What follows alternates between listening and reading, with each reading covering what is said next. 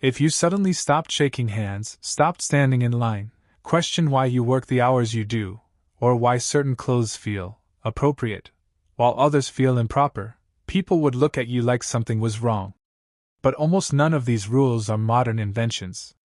Many of them were born in medieval villages, castles, churches, and plague-ridden streets, created for reasons that no longer exist, yet still quietly controlling how you live your everyday life. Tonight, you'll hear about medieval rules we still follow, not because they help us, not because they make sense, but because history never bothered to tell us we were allowed to stop. In the medieval world, order was not a preference, it was survival. Life was fragile, unpredictable, and brutally short, and without clear rules, communities could collapse into chaos almost overnight. There was no police force as we understand it today, no widespread literacy, and very little central authority reaching into daily village life. Instead, order came from customs, habits, and unspoken rules that everyone followed, often without fully understanding their origin. These customs became so deeply embedded that questioning them felt dangerous, even sinful. One of the clearest examples of this medieval obsession with order is the concept of standing in line. Today, queues feel natural, polite, even moral.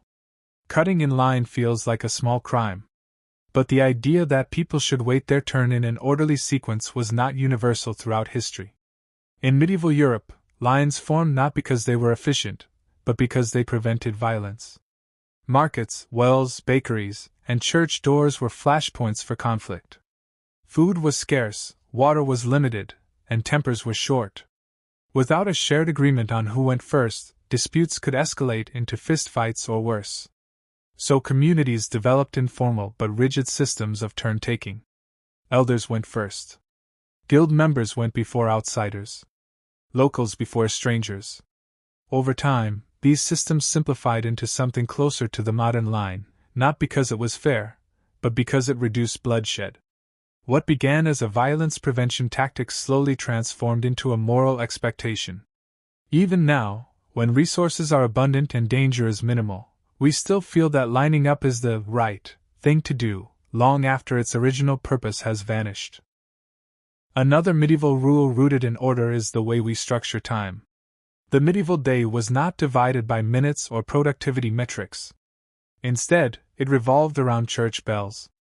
Bells told people when to wake, when to work, when to pray, when to eat, and when to rest. This rigid schedule existed because medieval life needed coordination. Fields had to be worked together. Defenses had to be manned. Religious rituals unified communities and reinforced obedience. Individual freedom mattered far less than collective rhythm. Modern work hours, surprisingly, still echo this system. The idea that there is a proper time to wake up, a socially acceptable time to work, and a morally loaded idea of being lazy, comes directly from medieval religious discipline. Even though many jobs no longer require synchronized labor, we still judge ourselves and others through a framework designed for monks, peasants, and church authority. Clothing rules are another inheritance from medieval order. In medieval society, what you wore was not self-expression. It was identification. Laws known as sumptuary laws dictated who could wear certain colors, fabrics, or decorations. Purple, silk, fur, and gold were restricted to nobility. These rules existed to keep social hierarchies visible and unquestioned. If a peasant dressed like a noble, it threatened the entire social structure. Today, we no longer have sumptuary laws in most countries, yet we still follow invisible versions of them.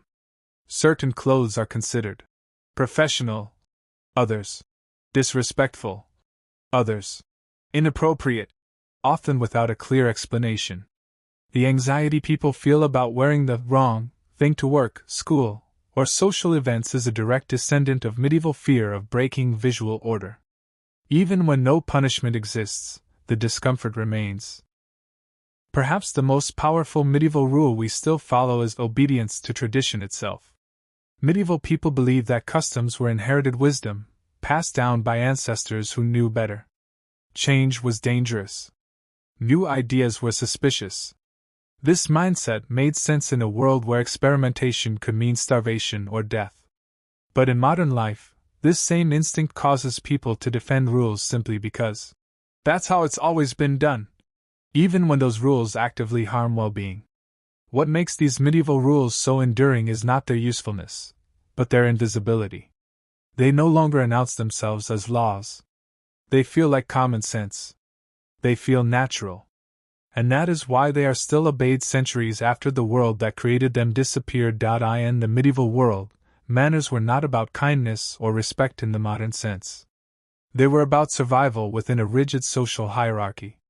Saying the wrong thing, using the wrong gesture, or showing the wrong emotion in front of the wrong person could cost you protection, employment, or even your life.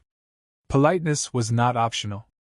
It was a shield, carefully learned and constantly maintained, especially in a society where power was personal and punishment was often arbitrary.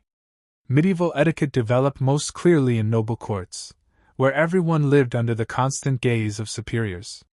A single mistake at a feast or gathering could mark someone as untrustworthy, uncivilized, or dangerous. This is where many of our modern rules about table manners were born.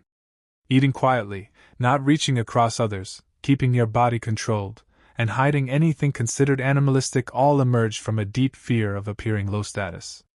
Loud chewing, grabbing food, or showing hunger too openly suggested a lack of self-control, which medieval elites associated with peasants and criminals. Even today, these rules linger. We still feel embarrassed by noisy eating or messy behavior, even when no one is truly offended. The discomfort is not logical. It is inherited. It comes from a medieval belief that a disciplined body reflected a disciplined soul. Losing control, even briefly, felt shameful because it signaled that you could not be trusted to follow the social order. Greeting rituals are another medieval inheritance we rarely question. Bowing, nodding, handshakes, and standing when someone important enters a room all originated as signals of submission or peace. In medieval Europe, showing empty hands was a way to prove you were not carrying a weapon. Lowering your head exposed your neck, the most vulnerable part of the body, signaling trust and obedience. These gestures reduced violence in a world where nearly everyone carried a blade. The modern handshake, often treated as a friendly greeting, is really a fossilized safety check. Even now, refusing a handshake can feel rude or threatening, despite there being no real danger involved. The rule persists because it once served a vital function, and culture never bothered to let it go. Apologies also carry medieval weight. In medieval society, admitting fault was not about emotional repair. It was about preventing retaliation. Saying, "I'm sorry," quickly and publicly could stop conflicts from escalating. It was a way to signal submission and avoid punishment. This is why apologies still feel necessary even when no real harm has occurred. People apologize for bumping into strangers, for speaking too loudly, for existing in someone else's space. These are echoes of a time when failing to show humility could provoke violence. Silence itself was another enforced medieval rule. Speaking out of turn, interrupting, or questioning authority was dangerous. The church, nobility, and guild leaders expected obedience, not dialogue. Over time, this produced a culture where quiet compliance was praised as maturity and wisdom. Children were taught to be seen and not heard. Adults learned to suppress discomfort to maintain harmony. That same instinct still controls many modern social situations. People remain silent in meetings, uncomfortable gatherings, or unfair situations not because they agree, but because breaking silence feels socially risky. The medieval fear of shame, exile, and punishment has transformed into modern anxiety about awkwardness, judgment, and rejection.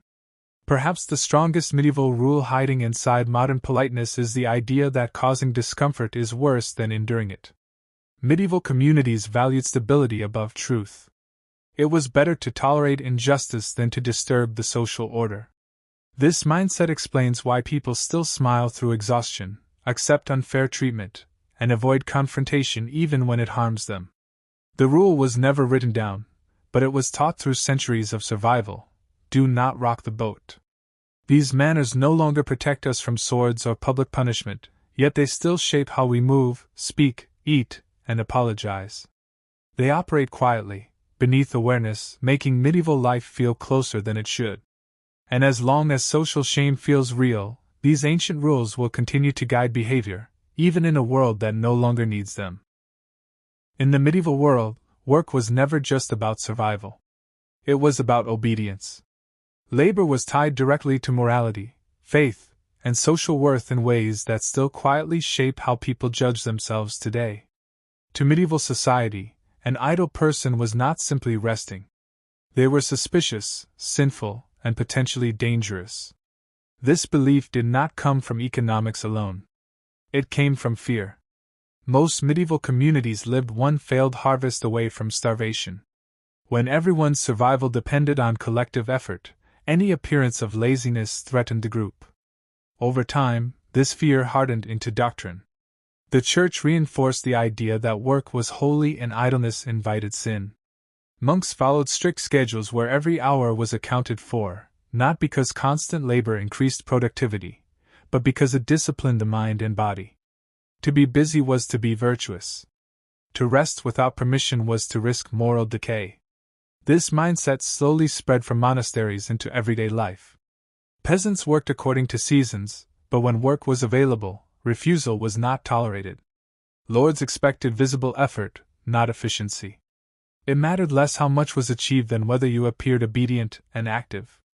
This is the origin of one of the strangest modern habits, working even when the work serves no clear purpose.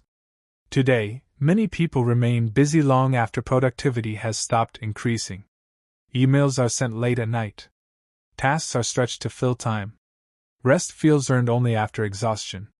These behaviors make little sense in a world of automation and abundance, but they make perfect sense when viewed through a medieval lens. Being busy still signals worthiness. It still functions as proof of moral character. The medieval suspicion of rest also explains why leisure is often justified rather than embraced. Medieval peasants did have feast days and holidays, but these were strictly controlled and religiously framed. Rest was allowed only when sanctioned by authority. Unapproved leisure was viewed as indulgent or corrupting. Even festivals were tightly regulated to prevent disorder. Modern weekends and vacations carry the same psychological residue. People feel guilty for resting too long. Time off is explained, defended, and often filled with productive activities to avoid judgment. Relaxation is rebranded as self-improvement, fitness, or mental health maintenance, as if rest must still prove its usefulness to be allowed. Another medieval rule we still follow is obedience to authority in the workplace. Medieval labor systems were hierarchical and personal. Lords, masters, and guild leaders wielded immense power over livelihoods. Questioning them could result in exile, poverty, or violence. As a result, compliance became second nature. Orders were followed not because they were logical, but because disobedience was dangerous. This obedience persists in modern workplaces where authority no longer holds the same absolute power. People follow inefficient systems, unnecessary rules, and outdated procedures simply because they come from above. Speaking up feels risky, even when no real punishment exists. The emotional memory of medieval punishment lingers, transformed into fear of losing approval, status, or stability. Even the concept of a good worker comes from medieval expectations. A good worker was loyal, quiet, enduring, and grateful. Skill mattered, but attitude mattered more. Endurance was praised over well-being. Suffering was often framed as character building. This is why modern burnout is so often met with praise rather than concern. Exhaustion is treated as evidence of dedication, a direct inheritance from a world where endurance kept communities alive. Perhaps the most damaging medieval work rule we still obey is the idea that your value is tied to your output. In medieval society, identity was inseparable from function. You were a farmer, a smith, a servant, or a lord, and stepping outside that role threatened social order. Individual fulfillment was irrelevant. Stability came first. Even now, people introduce themselves by what they do. Unemployment feels shameful beyond financial stress. Retirement creates identity crises. These reactions are not modern failures. They are medieval reflexes, shaped by centuries of survival-based thinking. The world that needed constant labor, obedience, and endurance no longer exists. Yet the rules remain, quietly shaping schedules, guilt, and self-worth. And as long as busyness feels virtuous, medieval work culture will continue to rule modern life, unseen but deeply felt. In medieval society, authority was not abstract. It was immediate, visible, and often violent. Power lived in people, not institutions. A lord, priest, guild master, or royal official did not just represent the law, they were the law. Their moods, beliefs, and grudges could shape your fate. This made rule following less about justice and more about fear. You obeyed not because rules were fair, but because punishment was unpredictable and often brutal. Public punishment was one of the most powerful tools medieval authorities used to maintain control. Executions, whippings, stocks, and humiliations were deliberately staged in marketplaces and town squares. These events were not simply about correcting the offender. They were about teaching everyone else a lesson. Fear worked better than logic. Watching someone suffer for a small offense etched obedience into the collective memory. Even centuries later, this memory lingers. Breaking rules still triggers anxiety far beyond the actual consequences. People feel nervous crossing streets outside crosswalks, bending workplace policies, or questioning arbitrary regulations, even when the risk is minimal. The emotional response is disproportionate because it does not come from modern reality. It comes from inherited fear. Medieval law itself was often unclear. Rules varied from town to town, lord to lord, and church to church. Ignorance offered no protection. You could be punished without fully understanding what you had done wrong. This created a culture of extreme caution. People learned to obey everything, even illogical commands, because guessing wrong could be disastrous. This is why modern people often overcomply. They follow rules they do not understand, policies that contradict each other, and instructions that no longer serve a purpose. The instinct is not rational. It is protective. Better to obey than risk invisible consequences. Authority in medieval life was also deeply moralized. The Church taught that earthly rulers were chosen by God. Disobedience was not just illegal, it was sinful. Questioning authority became a spiritual failure. This fusion of power and morality created deep psychological obedience, far stronger than physical punishment alone. That fusion still exists today, stripped of its religious language, but not its emotional force. Authority figures are treated as inherently legitimate. Rules feel morally charged even when they are administrative. People feel guilty for breaking policies that harm no one. That guilt is medieval in origin, shaped by centuries of spiritual conditioning. Another medieval rule we still follow is the belief that punishment must be deserved. Medieval justice focused less on rehabilitation and more on moral balance. Suffering was thought to cleanse wrongdoing. This belief made harsh punishment feel righteous. Compassion was secondary to order. This mindset explains why people still feel they deserve punishment for small mistakes. Miss a deadline, forget a task, break an unspoken rule, and guilt floods in. Even without external consequences, the internal judge takes over. Medieval authority no longer needs to punish you, because it taught you to punish yourself. Surveillance also has medieval roots. Medieval villages were intimate and watchful. Everyone knew everyone else's business. Deviance was noticed immediately. Reputation was fragile, and exile was a real threat. This constant visibility trained people to regulate themselves, even when no one was actively watching. Modern life recreates this dynamic through social media, workplaces, and public spaces. The feeling of being watched persists, not because someone actually is, but because medieval communities made constant observation a condition of belonging. Shame replaced force as a more efficient control mechanism. Perhaps the most enduring medieval rule is the belief that stability matters more than fairness. Medieval authorities prioritized order above justice.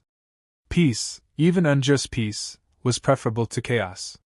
This belief justified cruelty, inequality, and silence. That same rule explains why people still tolerate unfair systems rather than challenge them. Change feels risky. Disruption feels wrong. Even when logic says a rule is outdated, the emotional weight of obedience remains. The medieval world trained generations to fear disorder more than injustice. And that fear did not disappear when castles fell and kings lost power. It simply adapted, embedding itself quietly into modern rule following, long after the original punishments vanished. In the medieval world, gender was not just a personal identity. It was a social system designed to keep order in a fragile society. Every role, behavior, and expectation tied to gender existed for one purpose: predictability. When survival depended on everyone knowing their place, ambiguity was seen as dangerous. As a result, gender rules became rigid, moralized, and deeply enforced, not because they were fair or accurate, but because they simplified control. Medieval society believed that men and women were fundamentally different in nature, not just in body but in soul. Men were associated with strength, reason, and authority. Women were associated with obedience, emotion, and domestic stability. These ideas were reinforced by religious teachings, medical theories, and legal codes, all repeating the same message: deviation from your assigned role threatened the social order. These beliefs shaped behavior more than biology ever did. Men were expected to suppress vulnerability, fear, and softness because emotional control was equated with strength. Women were expected to suppress ambition, anger, and independence because visibility and power were seen as destabilizing. These expectations were not optional. Breaking them invited punishment, ridicule, or exclusion. What makes these medieval rules so powerful is how familiar they still feel. Even today, certain behaviors are described as natural for men or women, despite having no biological necessity. Emotional restraint, assertiveness, nurturing, passivity, dominance, and submission are still subtly gendered, not because they are inherent traits, but because centuries of repetition have made them feel inevitable. Clothing again played a central role. Medieval dress codes strictly separated genders to reinforce hierarchy and control. Women's clothing restricted movement, mobility, and visibility. Long skirts, tight bodices, and layered garments were not just fashion. They were tools of containment. Men's clothing emphasized utility, mobility, and readiness for action. These visual signals made gender roles immediately legible in public spaces. Modern fashion has changed, but the emotional residue remains. Certain clothes still feel wrong or uncomfortable to wear, not physically, but socially.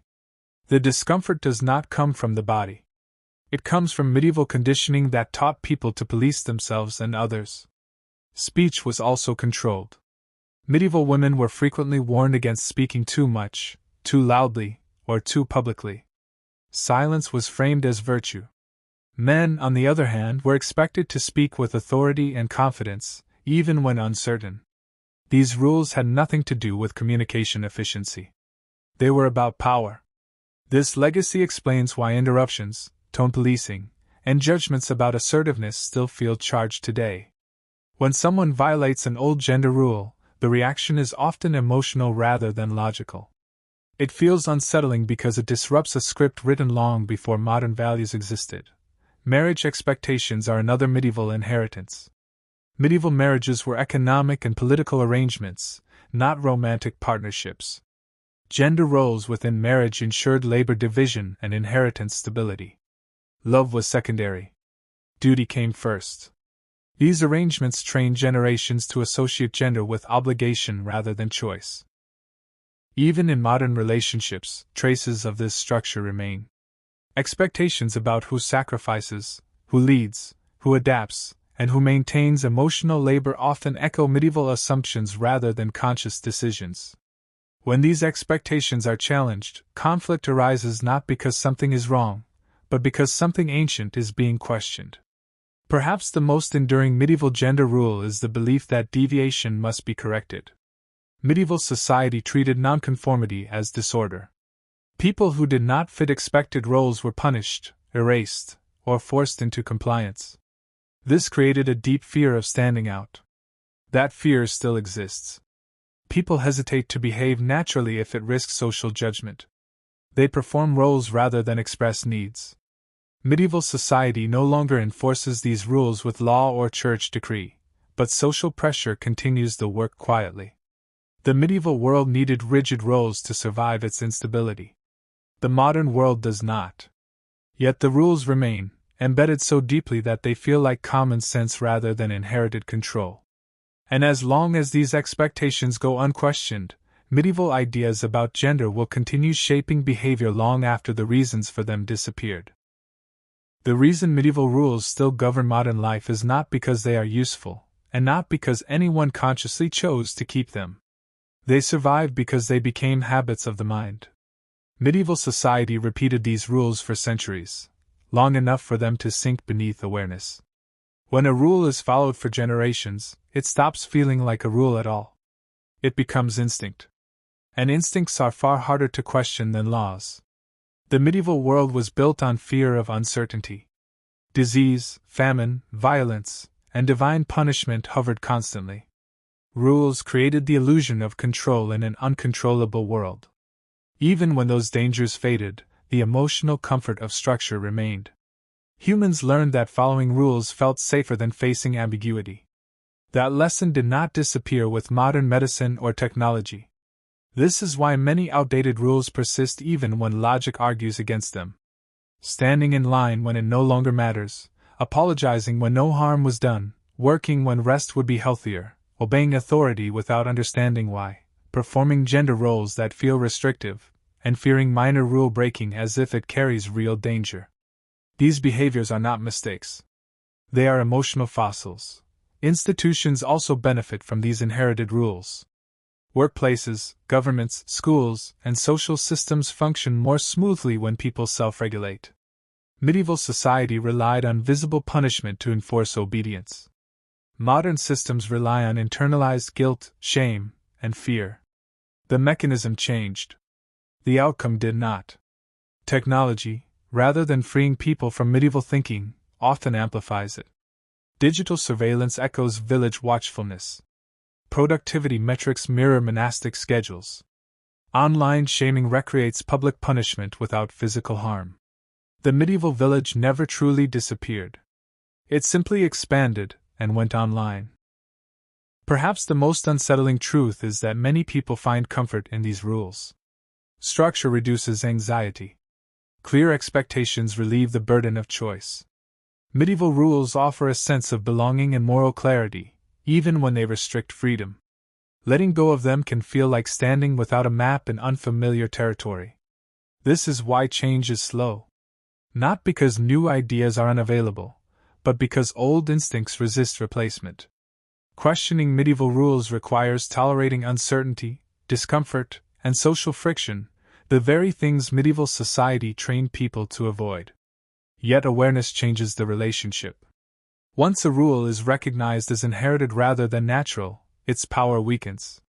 You may still follow it, but you do so consciously, not reflexively. And that small shift is where freedom begins. The medieval world shaped modern life more through habits than through monuments.